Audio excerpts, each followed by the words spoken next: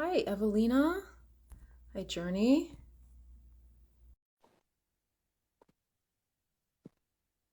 Right. Give me just a second, guys. I Yes. just did. Excellent. Hello. Hello, Hi. hello. Hi, everybody. Hello. So, Journey Montoya, I'd like to introduce you to Evelina. Evelina is one of our volunteers here with FIER. She's one of our research assistants. Awesome. And yes, we're excited about starting this conversation. For those who are tuning in right now, welcome, welcome, welcome. Thanks for joining us. We are about to start our fireside chat with Ms. Journey Montoya and FIER. So, I guess as we prepare to go ahead and get started, Evelina, do you want to share anything more about yourself to introduce yourself to our audience? And then we'll have, of course, last but not least, Miss Montoya introduce herself as Oh, well. sure. Well, my name is Evelina. First and foremost, I'm a FIRE volunteer. I'm currently a student at Fordham University. I'm attaining my master's in social work, and I'm specifically interested in trauma studies. Um, that's all about me. Mm. Journey, take it away. Hi, I'm Journey, pronouns she, her. I am a clinical social worker. Excited for you, Evelyn. Um, and I work at Pratt Institute's Counseling Center. I am, let's see, what's my role now? I'm a supervising social worker, therapist there, and I coordinate the alcohol and drug program. And Mhm. I'm also the coordinator for Clean Cats, which is our college recovery program. Awesome. Right. And for those of you who tuned into our last fireside chat with Miss Montoya, we last spoke about addiction as it related to trauma. And so this is actually a continuation. This is kind of a part two with a slightly different perspective. The graphic, if you saw the graphic that we'd released earlier this week, was titled The Color of Treatment. And that is more or less talking about the influence of white supremacy on how communities of color are treated, how they receive treatment, and how they are treated by the justice system and in many other regards. So everybody knows I am the founder of FIRE. I'm Robbie Atkinson. So we're excited to get this conversation started. Ready? Yay. All right. All right. So starting off, I suppose when we talk about trauma and when we talk about addiction, how, or I should say, is there a marked difference between how minorities struggling with addiction or mental illness are treated in comparison to, say, white Americans? Yeah, I mean, I think that, yes, there's an incredible difference Mm-hmm. in how white people in America are treated when they have addiction difficulties or mental health issues compared to people from the BIPOC community. If I was Mm-hmm. to really make a generalization, or yeah, I would say that in the BIPOC community, mental health issues and addiction issues are criminalized. And I think Mm-hmm. it's a an outgrowth of racism, systemic racism, and this desire to keep people in their place, keep them in cages, literally and figuratively, um, and keep people oppressed, suppressed. Mm-hmm. Mm. Interesting. And so I remember reading an article where they were talking. I've read an article, and actually, we shared a screenshot of that on our story earlier this week, where they were talking about how, with, say, the white population, oftentimes when they have, if they end up in court for any kind of mental health addiction kind of problem, oftentimes the court ruling is, okay, you have to go to this facility, you have to go and do this for this amount of Hmm. time. Whereas, like what you said, in terms of oppression or just being put in a cage and immediately suppressed, immediately jail time. And oftentimes the sentencing can so vastly differ between the communities to where, and I mean, we've seen this discrepancy in the justice system before, even when it comes to, I mean, if we were to compare it, like drug use, oftentimes Black community will get several years put away, whereas some people, they don't get put away at all, and it's more or less a slap on the wrist. Mhm. And I think that that really points to the larger issue of institutional racism that our nation still has to contend with. Mhm. So do you have any specific like statistics or any scenarios or anecdotes of like that example? Yeah. So we could probably be on here for many 24 hours for examples and statistics, but I did want to share some. And I wanted to say, it's the numbers are important, Hmm. but what we're really seeing is just the numbers represent the discrepancy, the incredible discrepancy in how the communities are treated. So, Hmm. um, so I have some here. So between 2007 and 2019, so we're going to talk with regards to addiction. Hmm. The rate of Black Americans dying from opioids and cocaine climbed 575% versus 184% among white people. And this speaks to, and I know we'll probably get to it later, access to treatment, responses from the community to addiction, whether it's through the criminal justice system and otherwise. That's an incredible difference in Hmm. overdose. Let's see. A recent report from the CDC revealed opioid overdose deaths climbed 30% during the first year of COVID-19 nationally, with Black American, Native Americans, Alaska Native populations bearing the disproportionate shares of the increase. So there again is another example of what we're talking about. Um, and with regards to mass incarceration, which is a really long conversation, Right. but a very important one, I do want to say that there are 1 to 2 million people incarcerated now compared to 500,000 in 1980. And Black people are incarcerated in state prisons at a rate nearly 5 times that of white people. And I wondered, is it all right if I share a quote from the advisor to the Nixon administration with regards to the war on drugs? Yes, Okay. please. So in 1968, President Nixon declared the war on drugs. Drugs were public enemy number one. Hmm. And we saw an incredible increase in the amount of people who were incarcerated for um, drug and alcohol difficulties.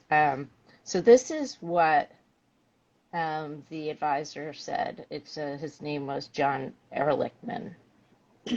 Okay, and he said it in 1994. He said, the Nixon campaign in 1968 and the Nixon White House after that had two enemies, the anti-war left and Black people. You understand what I'm saying? We knew we couldn't make it illegal to be either against the war or Black, but by getting the public to associate the hippies with marijuana and Blacks with heroin, and then criminalizing both heavily, we could disrupt those communities. We could arrest their leaders, raid their homes, break up their meetings, and vilify them night after night on the evening news. Did we know we were lying about the drugs? Of course we did. Hmm. So we can go on about that. Hmm. It's an incredible tragedy. With, yeah. Evelina, do you have any commentary on what you just heard? Do you have anything you want to chime in? No, this is the reality that we live in, unfortunately, and it's proceeded into the present day. And I actually wanted to give a little bit of input on this one instance. I'm sure you heard about Alan Pion. Back in 2015, this Black individual who was about college aged, he was experiencing manic symptoms and he went to the Mm. hospital to get treatment. He crashed his car in the parking lot, and they immediately took him in and did a needs-based assessment where they, assumed what he needed, completely glossing over the fact that, he needed some sort of mental assessment. And this ultimately resulted in them perceiving him as a violent, person who's on drugs, because they also did a drug screening test, which revealed marijuana in his system. But I'm sure, as many of us know, marijuana can stay in the system for up to a month. So it doesn't necessarily mean that he was using it regularly. He might have just used it that one time. But they instantly associated him with this like black criminal. And this resulted in his almost fatal shooting when he went to the hospital to get help. And it's disgusting to see how this keeps happening, and there's so little to be done about it. And there's so little conversations that happen. It's just really sad. Mm-hmm. And I think it's interesting, like I guess suppose for our audience that watches this kind of wonders why FIER would choose to cover this kind of topic. When we think about the perspective of, say, something like racial trauma, you have to acknowledge the terminology racial trauma itself. Racial and trauma. Trauma entails things that are emotional, things that can be physical, things that can be mental, right? And when we think about when we look at the patterns of how people of color are treated simply for other mental, emotional, physical issues that arise, when you look at how the justice system responds to them, when you see that kind of a pattern, and you think about the fact that, like, say, the DSM doesn't even acknowledge something like racial trauma as even valid. It's not even in the book. Do you see what I'm saying? Right. You can't help but wonder how would society even respond? How, when you think about like us as an organization tackling this kind of subject, how are other institutions supposed to respond in a productive way when we have current mental health and addiction crises that are not getting an appropriate response, that are getting in what do you call it, a response that fosters injustice, right? And it's interesting, actually, because your anecdote there reminds me of something that I heard or something that I had read, where this woman was talking about the importance of having more diversity and even the concept of like mental health institutions with regards to addressing addiction, anything in that field. And here's why. This woman said that they had a patient come into the hospital, and for those who belong to the Black community, you understand this, right? Woman came into the hospital and she was speaking to her healthcare provider. And while she was talking, she's patting her head like this. And every so often she's patting her head. And the healthcare provider sees it and says, oh, she's having an episode. So she writes it down like in her paperwork, like something's wrong. You have to give her medication for this. And when a Black healthcare physician came in, they said, I don't understand, what manic episode were you talking about? She said, you see the twitch that she's doing?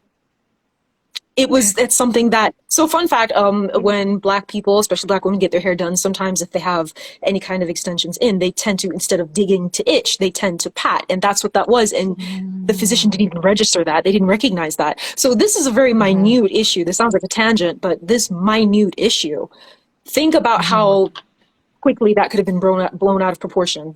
Think about how quickly that could have spiraled downhill. And then look at the statistics of the history of vilifying and targeting people of color, especially the Black community, as it relates to addiction, as it relates to drugs, as it relates to mental health, anything of that regard, right? So it's an interesting pattern that we're observing. There's I so guess. many layers to it. Right.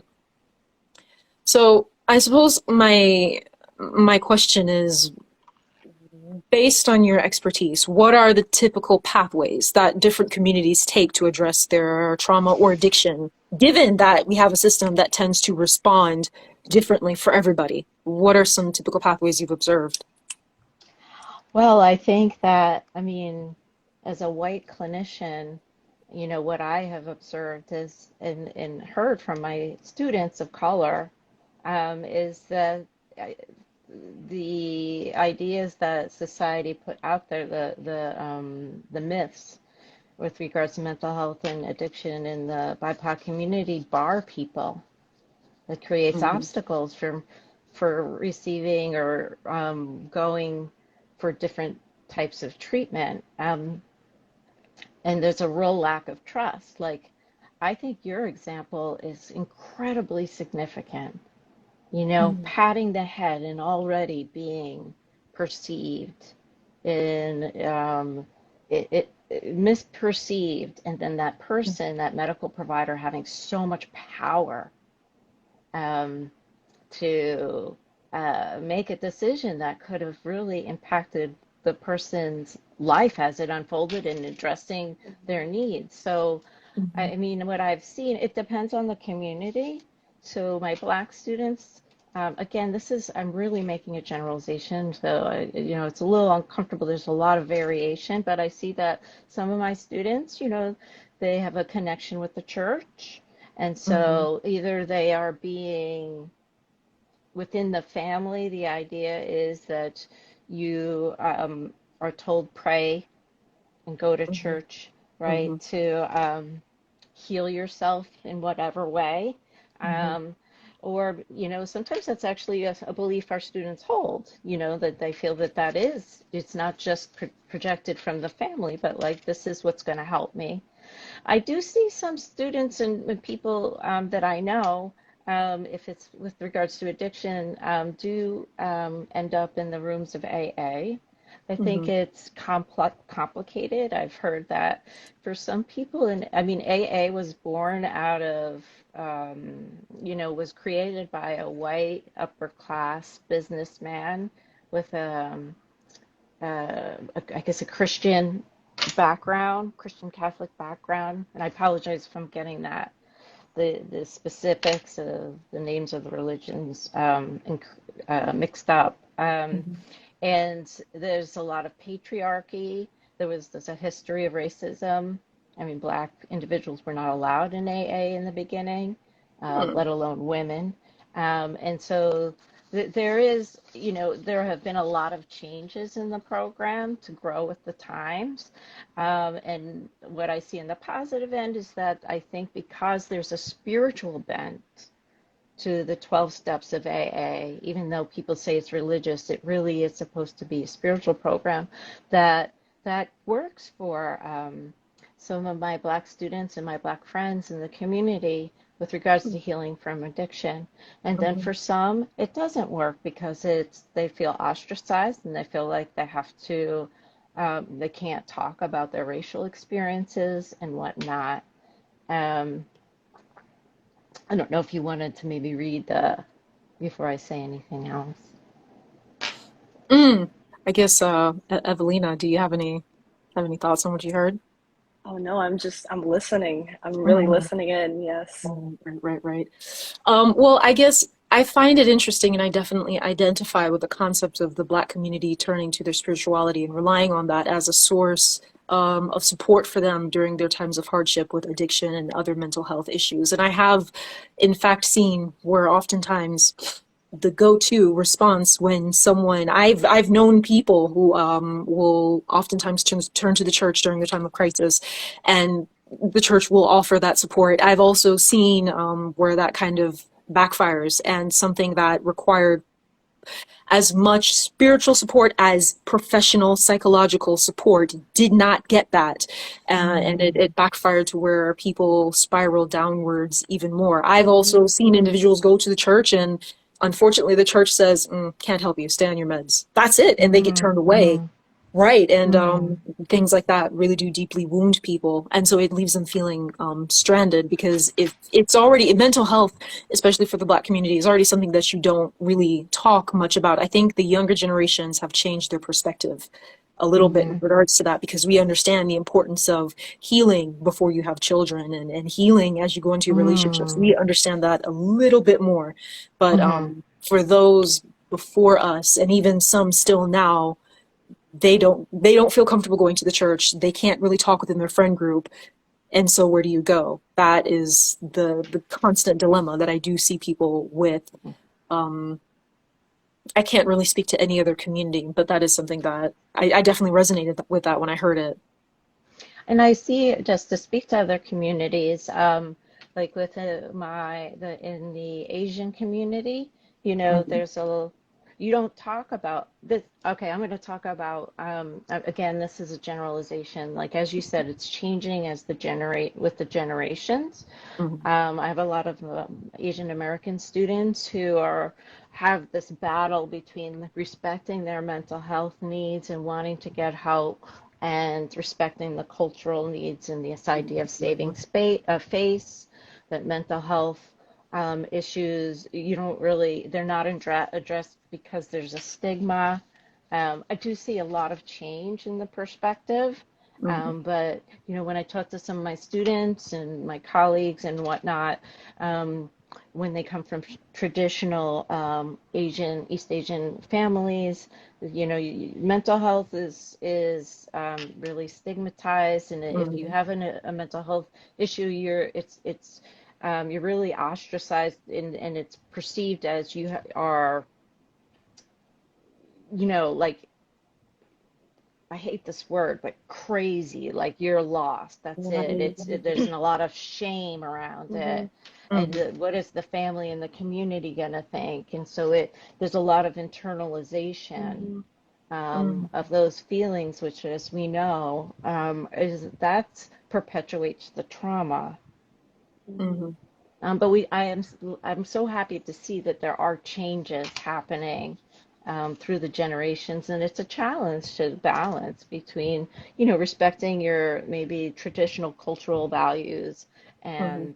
and new other influences in well, I guess we'll say the American white dominant society that you may a person may gravitate towards. Mhm. Um, I immediately, now that you say this, I do think because when I was in college, I had a very diverse friend group, and I have heard on several occasions some of my Asian friends say that with regards to the general philosophy, and this is a very common motif, is you want to be as little as an inconvenience as possible, and to talk about right. those mental health issues or to talk about any kind of addiction, something where you have almost the inability to control that impulse, that compulsory type behavior, that's a complete no-no.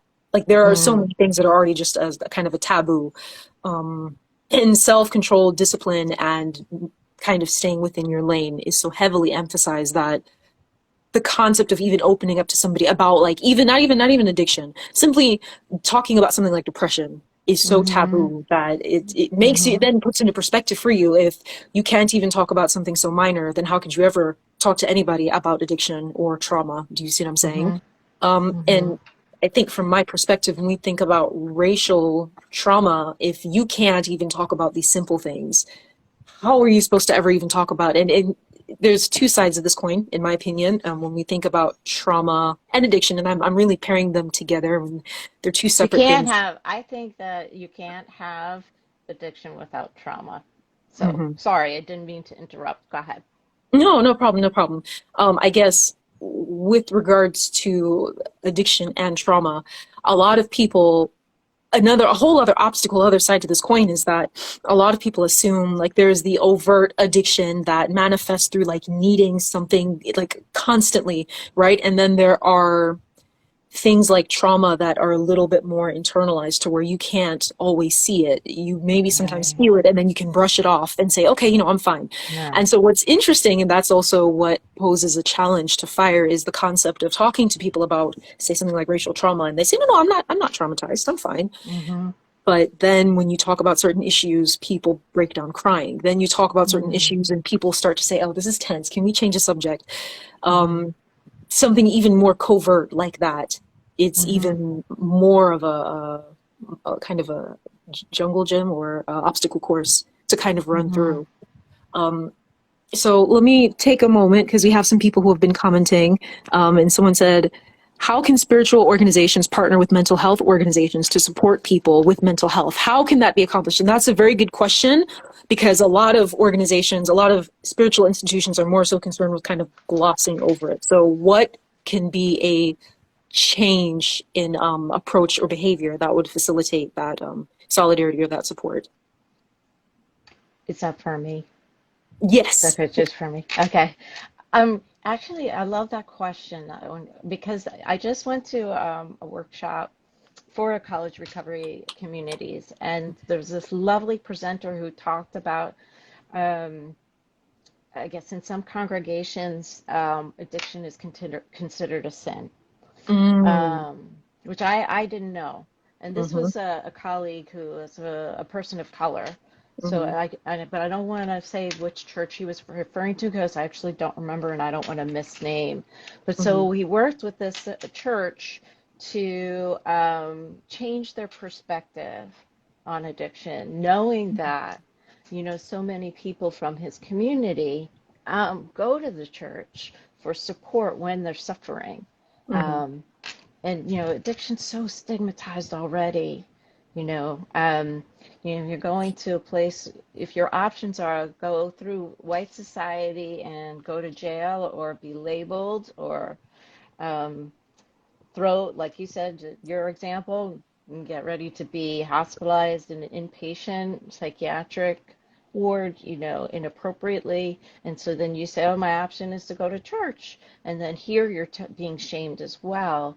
And, mm-hmm, again, it increases the isolation. So I think really opening up these discussions with the churches, so that what they did is they published a pamphlet, um, the church published a pamphlet on the congregation being supportive of people who struggle with addiction and changing their perspective.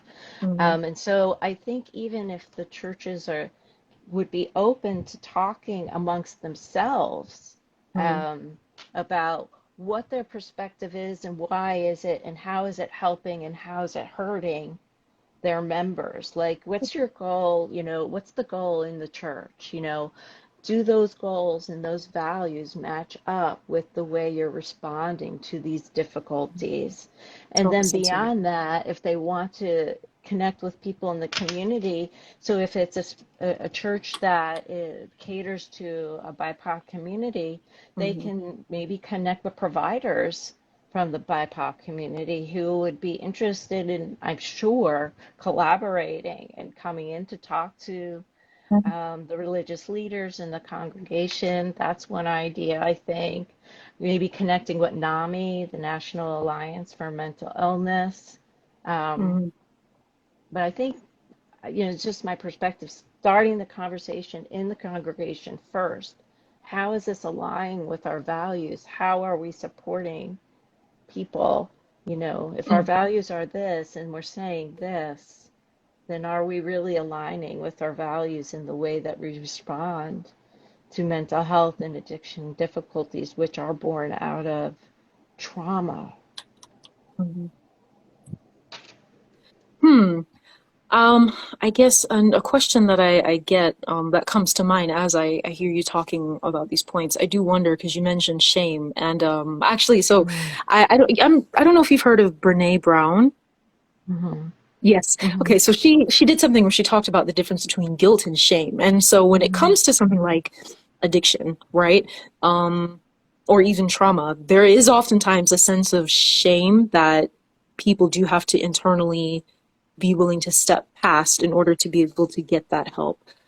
Mm-hmm. What is something that you typically recommend to people to overcome that sense of shame and or I don't know if guilt would be something they feel, but let's say that's something they feel. What do you have any recommendations or how have you seen people go about that? And you did say like if you're part of a spiritual institution, if they open the grounds for that, right? Mm-hmm. But what about say if you have to go to your family? I say like an Asian person has to go to their family, and there's already that stigma. There's already that wall that's up. How do you Mm-hmm. move past that shame? So that is a wonderful question. And I don't Mhm, think there's a simple answer.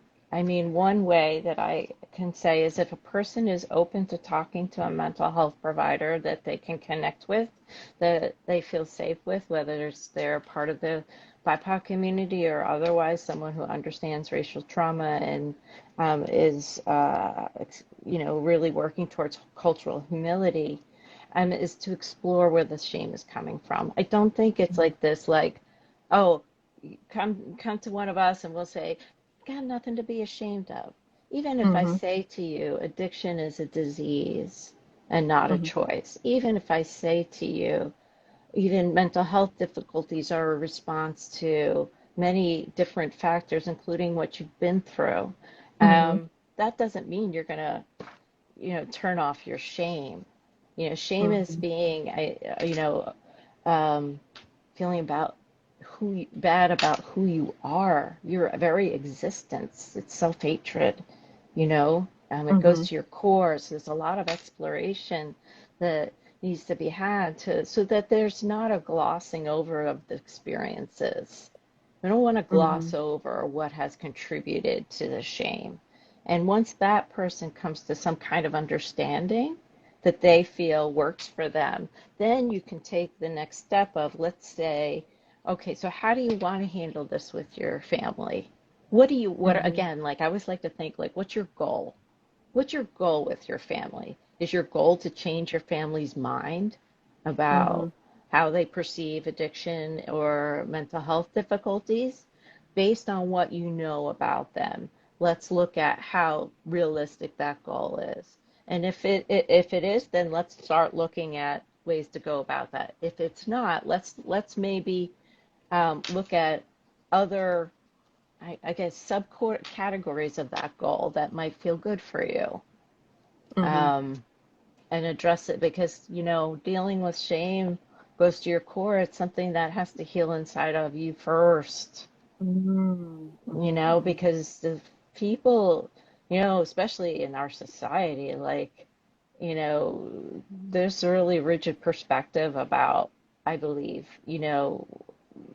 labeling people with addiction and mental health with regards to, I think, in the BIPOC community. So if you're going to run up against that and be Mm-hmm. gaslit, basically, you really want to be prepared for all that helplessness to come up and to manage those feelings. So it's re-traumatizing. Mm. Wow. So what I'm hearing is that dealing with any kind of addiction or trauma requires there's like a and what I also hear, I've also heard too, I'm hearing that there is that internal process of kind of healing enough at least to be able to move past or move through that pain and say, okay, if I talk about this, what's my objective? As I share this experience with people, what am I expecting out of this? And I think that is the Mm, key for a lot of mental health issues and even a mm, lot of social issues too. When we think about it, mm, it's not just about like, okay, you know what? I don't feel any fear. I feel perfectly fine. I'm good. I feel mm, ready. So bam, I'm going to go after it. There really is no such thing. And they're really the mm, heart of a lot of these issues is being able to move in spite of your discomfort, move in spite of your fear, mm, move through that pain or that addiction, move one step. I think you heard the saying, if you can't run, then walk. If you can't walk, then crawl, but just don't mm, stop, right? And I mm, think that really is pointing to a kind of resilience, the mm. internal intrinsic determination and resilience. um, so, Evelina, knowing that you are studying trauma, specifically trauma, what are your thoughts hearing all of this? Well, this is quite a lot, and to think that, it's really a question of availability and access. Mm, And the idea is that, if everybody had access to certain services, we'd be in a better world, but we don't, because Mhm, so many communities are not ready to have these conversations yet, because as we've talked about it, shame is a big part of it.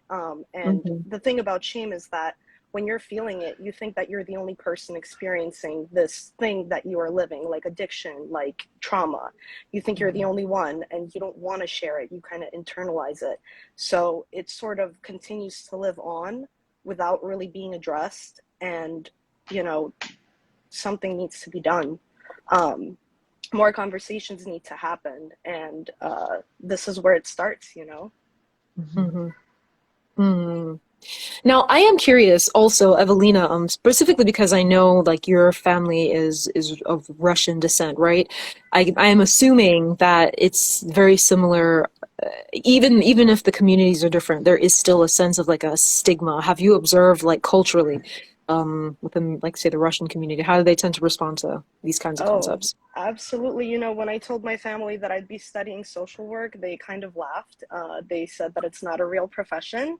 Um, they assume that when you work with, when you work in social work, you would be working with crazy people. Mhm. And, in Russia, mental illness is essentially only boiled down to what we back then knew as hysteria. And they still refer to that as the categorization of a lot of mental illnesses. So it's really frustrating, living with any sort of, disability or disorder, and trying to get through to your family when they're like, no, you're just, you're crazy, or your character is weak. It's kind of like that. They refuse to Mhm. acknowledge that your brain is an actual organ, just like your liver, just like your heart. It can Hmm. get sick, Mm-hmm. Mhm. and that's where the problems start, and they just never get resolved because we have people who just want to think like that forever. They're very set in their ways. Mm-hmm. Mm. Interesting. So we have someone who commented and they said, what would the strategy look like in a K through 12 school? Seen similarities in college setting, but a huge difference is students are minors. So I guess how would you address addiction or trauma with minors? Now that's a sticky Mm-hmm. subject, I feel, because Mm-hmm. for me, just from my experience, I remember working at some point with like sixth through eighth grade, and the sixth graders are kind of still babies. The seventh graders are everywhere, and then the eighth graders kind of feel that they know everything, right? So every age group is very different with regards to how they respond and how they perceive things. So I'd be curious to hear from Miss Montoya, her feedback on that. But I see that she is loading right now. I guess everyone who, as we wait for her to come back, everyone who's watching, what are your thoughts? Does anybody else have questions? Do y'all like the discussion? Send some hearts or some emojis or send some questions our way. Uh-oh, looks like we lost her. Oh no. Yeah, we'll go ahead and add her back.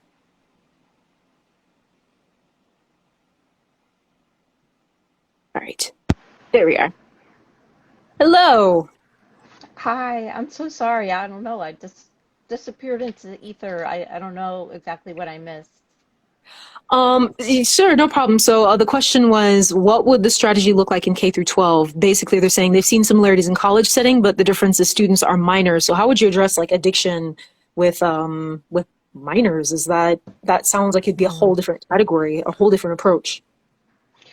Yeah, gosh, I mean, it's such a good question, and it is definitely different. It's like different in the same. Like, first, I think it depends on what you mean by like addressing. Like, are we Mm-hmm. talking about prevention? Are we talking about intervention? Like, Mm, are we talking about like discussing just drugs and alcohol and those experiences, just to provide education, or are we talking about like you suspect or understand that or know that someone's struggling, um, in one of your classrooms or whatnot, and you wonder how to go about talking to them about it, mm. intervention. So, okay, so if someone's struggling, um, and oh my gosh, Ondalina, sorry, it's one of my friends. Um, Someone's struggling. Yeah, I mean, there's a many things. I mean, one of the things that I think is just this, like real genuine discussion, like interest. So if I'm understanding the question correctly, if it's a person, a child that you're worried about, you think there might be some use going on or whatnot, um, in a private setting, ask them, yeah, what's going on with you? Just, I wonder if I could talk to you about something. A real non-threatening, because already you're an authority figure, which means you represent mom, dad, or whatever Mm-hmm. caregiver that has told them Mhm, what to mhm, do and judge them and whatnot in their, or may judge them in their life. But like, yeah, and I've noticed a couple of things. I'm just gonna make something up. I thought I smelled some alcohol at you other mhm, day, or mhm, just wondering what do you think that's about? What's going on? Um, what are your, and person may be open to it or may not, but you want to try to make it as non-threatening as possible. Like I always think, like especially with my students, but I think this goes for any age. We don't want to come from a perspective of drugs are bad. Yeah, I remember when I Mm. was a little kid, like so I'm dating myself here, but the commercials were, this is your brain, this is your brains on drugs, like with the frying pan, Uh-huh. like just say no to Uh-huh. drugs, like as if it could be that easy. I mean, that doesn't Uh-huh. even, that's not how addiction works. It's so misinformed. And so just talking, engaging in a conversation, or even talking about what's happening for them. And they may not want to open up, like what's going on at home, what's going on at school. I mean, with my students, and this is different because they're older, if they're willing to talk to me, I'll say, what do you like about it? What helps? What does it help with? You know? What, Mm. Mm-hmm. yeah, because you really want to validate that there's a need there that's not being met, that there's some kind of suffering, and children especially don't have the words to put to what they're going through, and just kind of making yourself a person that is available to be there if they need anything. Mm-hmm. Um, I mean, I will say I'm not an ex working with little kids, so I can only tell you a bit about what I know about working with adolescents, and I think what works across the board is really coming from a place of curiosity and Mm-hmm. kindness and patience. And then, Mm-hmm. you know, in general, what they say with addiction is if a person has positive family support, keyword positive, that increases Mm-hmm. the chances of them being successful in addressing it. So we Mm-hmm. always have family support that's positive. We may be being ostracized or Mm-hmm. stigmatized or labeled, or maybe we're the scapegoat in a family, and maybe involving the family is a bad idea. So we really have to think about that. But if the family is open and responsive to education and is supportive, then it does increase the chances that the person will get better. And even if the person doesn't get better right away, it plants a seed. Mm-hmm. Mm. Wow. Wow. Wow. Wow. Wow. This is all really eye-opening and insightful information to be hearing. And let me see. I look in the comments and I see Cameron. Hi, Cameron. Cameron said definitely agree. So our audience definitely likes to hear this too. So I guess was there any other research that you had found regarding, I guess, treatment and the BIPOC community? Is there anything else? Because I'm sure you collected a lot of different facts. Did you just about get everything out, or is there anything else you wanted to share with us? Um, well, you know, I definitely answer the question, but I'd love also to hear from you, from your personal experience. Mm-hmm. Um, I so in my research, because I've wanted so much to reach our BIPOC students in Pratt, I've done a Mm-hmm. lot, this is where social media has really done good. Like there are so Mm-hmm. many people out there who are working in the different BIPOC communities in general to provide support around these topics. So people from the BIPOC community have a safe space. So one of the I hope this is okay. I say this, but one of the people that I follow that I just think is amazing is the person who runs Sober Black Girls Club. Mm. And I would definitely suggest looking into them. Her name is escaping me, but she created this community for um, people who identify as, Black, Indigenous, brown, I think all people of color. She has all these different recovery support meetings that she Mhm, runs. It's amazing.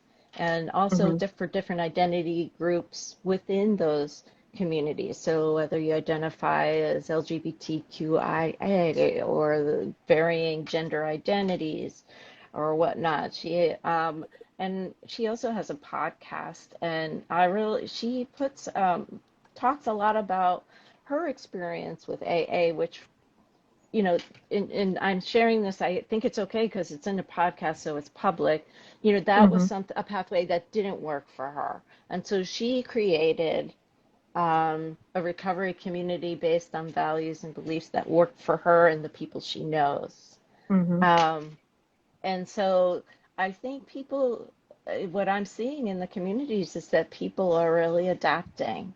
You Mm-hmm. know, how can I incorporate my cultural beliefs, my spiritual beliefs, and whatnot, and still address the issues that are common amongst um, all people who struggle with addiction, which is isolation, shame, a history of invalidation, trauma, Mm-hmm. um, feeling invisible, Mm-hmm. feeling worthless, you know, pain, emotions feeling like stabs in the heart, Mm-hmm. um, but also incorporating cultural values and whatnot that allow a person to feel safe. You need Mm-hmm. safety. So that's a pathway that you know, I really have appreciated learning about. But I Mm-hmm. wonder, like, from your experience as a woman of color, what you've seen, with your friends or Mm-hmm. in the work that you do. Hmm. So, from my perspective, honestly, and I love how you just talked about like the different ways that there are groups out there trying to integrate different cultural aspects to contribute to how they respond to their addiction or their trauma. Because I have actually, and I saw this more so, I think, in college. I had friends who related experiences, and I think that when we think about, so for the audience that maybe didn't hear this part in our previous discussion, when we talk about addiction or trauma as it relates to like racial trauma, oftentimes, and you did touch on this too, Ms. Montoya, when people experience things, they try to find ways to cope with it. And oftentimes, if you cannot turn to your cultural or spiritual resources, you kind of just implode internally, or you stew internally and you find something to cope with, and that can, I think, turn into addiction, or it can manifest emotionally first. And I've had friends who they had experiences. I don't have much experience with friends who struggled with addiction, but I do remember seeing friends who had experiences that, um, for example, I had a friend whose mother was in the hospital and she had just gotten surgery. Now, this is a black female friend of mine, and her mother had surgery. Doctor said, oh, she may be a little lethargic, but she's going to be okay. And after the surgery, the mom said she felt tired. She felt really, really tired, and she didn't really want to walk or move around. And the doctors immediately said, oh, well, she's fine. Ignore what she's saying. She's just being lazy. They called her lazy and said, make her get up and walk. And she couldn't walk and she couldn't move.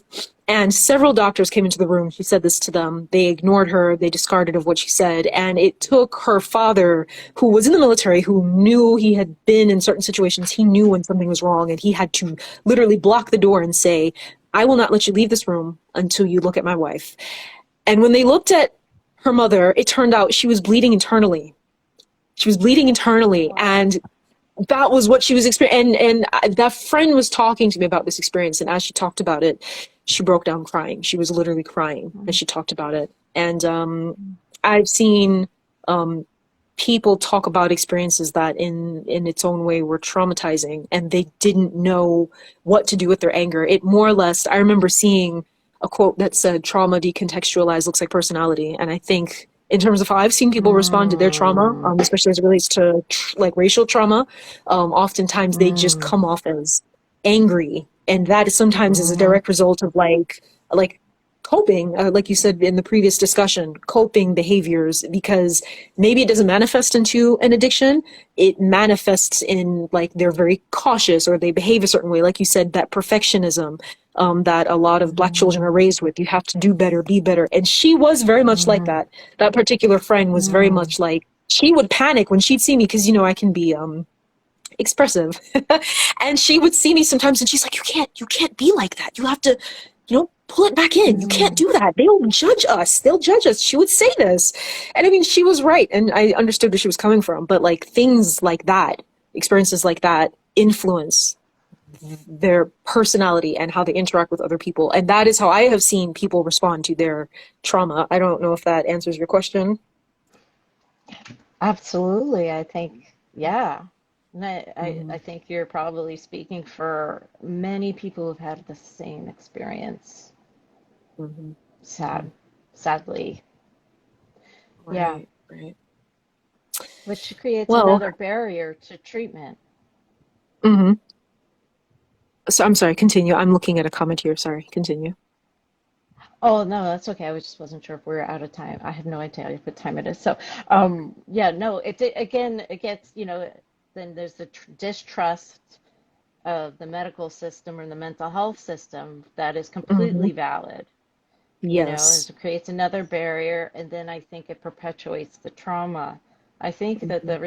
I know this is a different conversation or we don't have time for it, but what I think a lot about with regards to white society's response to addiction and mental health in the BIPOC community is how it perpetuates the trauma.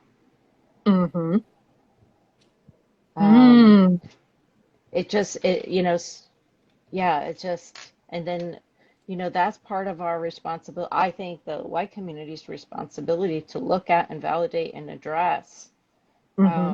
As Eveline said, it's work. We have a lot of work to do. Um, but it's interesting what you said about your friend's mom, and it just reminds me of just one thing.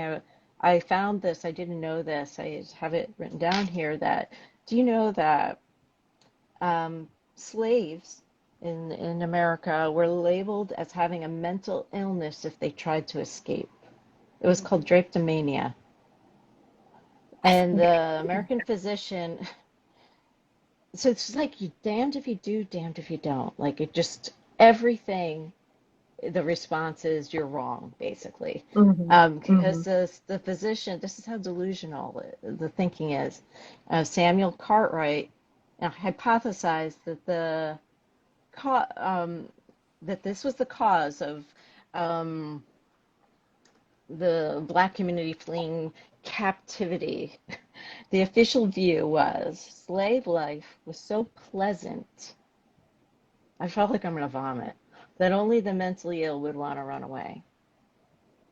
And I have Wow. also read that, Yeah, wow. slaves who tried to kill themselves and were unsuccessful, the response from the slave owners was just beyond brutal. I guess Mm. and I feel bad. I feel like I don't want to traumatize our the people that are our listeners.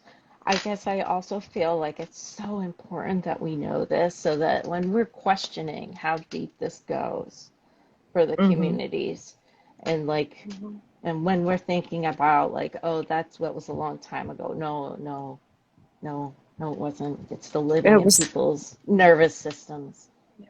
Right, right. And even that point that you just made a while ago is a interesting rabbit hole to dive down. The concept that trauma rests in your genes. That I've seen research that talks about even like studies that were done on wildlife. And like I think you saw the research with like the slugs where like slugs like generations later Mm, responded adversely to like something that was painful to their hmm. predecessor. I see someone commented here. They said, "Yep, they would create paintings, making it seem like Disneyland as with regards to slavery," and that Mm, vastly impacts part of the reason why people in the Black community there's such a stigma against. Like, I do believe that if you knew that you were going to probably be punished even more for trying hmm. to seek something better or healthier alternative, you're taught to, you learn to clam up. Do you see what I'm saying? That becomes almost the natural response. I saw a video, and then we'll get ready to kind of end this on a good note because we're about to wrap up. I saw a video where a woman was talking about how when she goes to work, because of the experiences that she had, the racially traumatic experiences that she had, she's learned to go to work and almost be less expressive. She just goes to work, she does her job, that's it. And like they'll talk about being written up by their superiors because they're difficult to read. Oh my gosh. So it's again, it's like damned if you do, damned if you don't. You Mm-hmm. can't get it right. It, if for anybody who has had the experience of trauma, they will know that feeling in their heart right now, hearing that, what that's like, Mm-hmm. what that Mm-hmm. is like to live with every day, even on your best day, to have to be so hyper aware of Mm-hmm. how you present to the world. If someone doesn't see that as traumatizing, At the very least, even if you don't use that word, it's activating to I mean, I feel my shoulders go up because it's Mm-hmm. hypervigilance. Mm-hmm. Hypervigilance is a trauma symptom, and it wrecks the body Mm-hmm. and in the mind. Hmm. You can't be who you are. It's it's quite a situation, I guess. So, as we prepare to wrap this up, what would be, is there, so I think some people are familiar with the concept of affirmations, and I know in some mental health circles, they like to use affirmations to kind of help people reaffirm a better state of mind. I don't, this is maybe a bit of a stretch, but you can always comment and tell me if there are other means. For someone who's dealing with trauma or addiction, what is something that they can say to themselves or do to kind of get themselves to take that first step to addressing that, to kind of starting to unpack that? What's something that that will help empower them as we prepare to wrap this up? I have to really apologize. My headphones died, so I didn't hear the first part of what you said. No Something problem, no about, problem. yeah, sorry. It's all good. So, as we prepare to wrap this up, what is something that you can, I guess, leave the audience with in terms of when you're dealing with addiction or trauma? What is, say, an affirmation or something mentally or internally that they can kind of tell themselves, or something that you can tell our audience to help them take that first step to look into, like, okay, yes, we have a society that doesn't respond the best, right, to mental health issues, but what's something that you can say to empower people so they feel at least a bit of, I guess, empowerment to take that step and explore it and be willing to explore it, strategies that, successful strategies. Uh, it's a big question.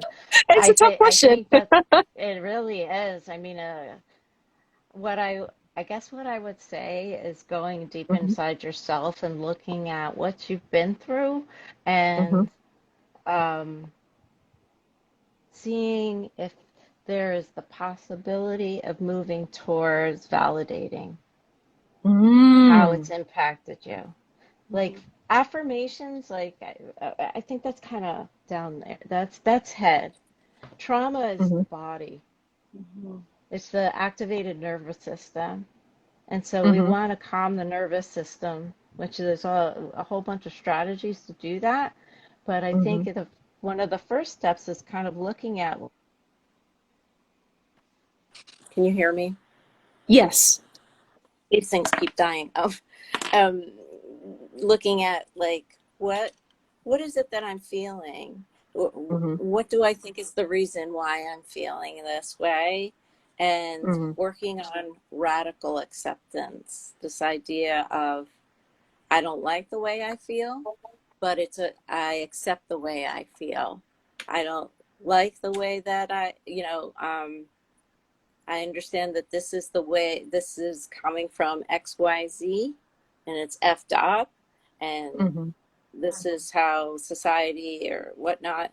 And I'm going to sit and validate how that makes me feel, or at least be open to the possibility of validating it for yourself. I think it starts with the person first, and that could take a long time. You Hmm. may not feel like you're worth, or that the validation, or that it's true that it can be validated. Hmm. I just think it goes way back beyond like getting to this place of affirmations and talking yourself through it. It's working on just even how can I respect myself on a daily basis? Does that mean that I give myself time to rest? We talked about Hmm. rest, I think, a little bit. Do I allow Hmm. myself to enjoy something that I want to eat, or Hmm.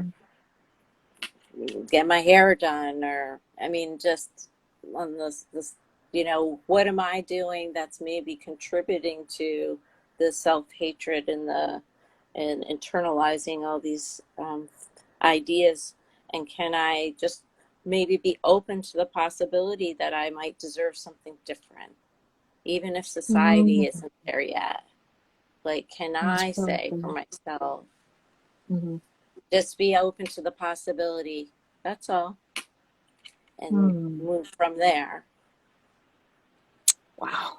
Excellent. Thank you so much for sharing this, Ms. Montoya. It has been, as always, a pleasure speaking with you. Thank you so much for sharing your insight and your opinions. I guess, guys in the comments that are still tuned in and watching us, please drop some love. Tell everybody thank you. Tell Ms. Montoya thank you for all of that she shared with us. And thank you, Evelina, as well. I hope you guys really enjoyed this discussion. I certainly did. I pulled a lot of gems away from this. So love it. Absolutely love it. Thank you guys so much for tuning in. Thank And you.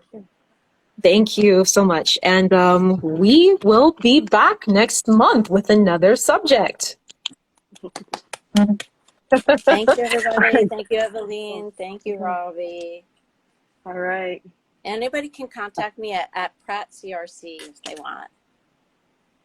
Perfect. Take note of that, everybody. Pratt CRC. All right. Bye. Bye.